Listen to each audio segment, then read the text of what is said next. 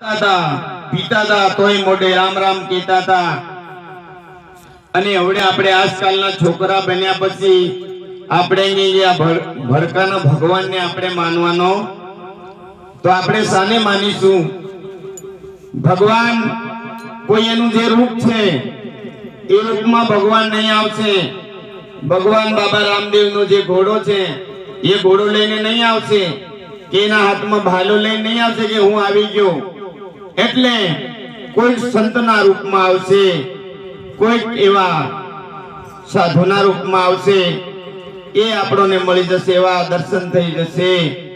ત્યારે અમુક માણસો એમ કહે છે કે ભગવાન પથ્થરના ભગવાન ને અમુક માણસો એમ કહે છે કે નથી માનતા।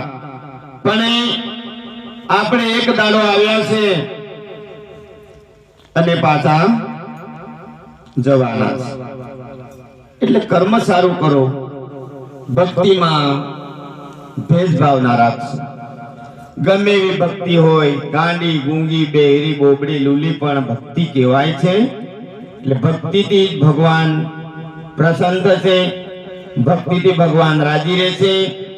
કોઈ પણ મઠ મંદિરમાં હોય તમે થાળ ચડાવજો, ભગવાન જમશે, ભાવના ભૂખ્યા છે।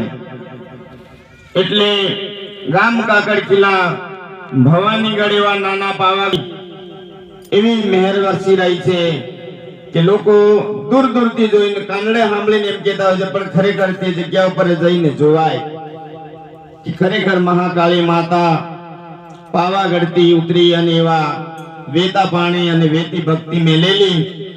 આજે જોવો ગામડે ગામડે એકબીજાને કોઈ ઓળખતું નહોતું, હવે એકબીજાને ઓળખતા થઈ ગયા। એટલે ધર્મ સારો કરજો। કોઈ પણ બહારથી માણસો આવતા હોય તમને બનાવવા માટે, તમને જાણીતા કરીને અજાણ કરવા માટે આવતા હોય તો જરા ધ્યાન રાખીને ટગલું ભરવાનું છે। આજ તો ભક્તિને ભ્રષ્ટાચારી વધારે થાય છે, એના માટે આપણે લોભ લાલચમાં ફસાવાનું નથી। બોલો મહાકાલી માં,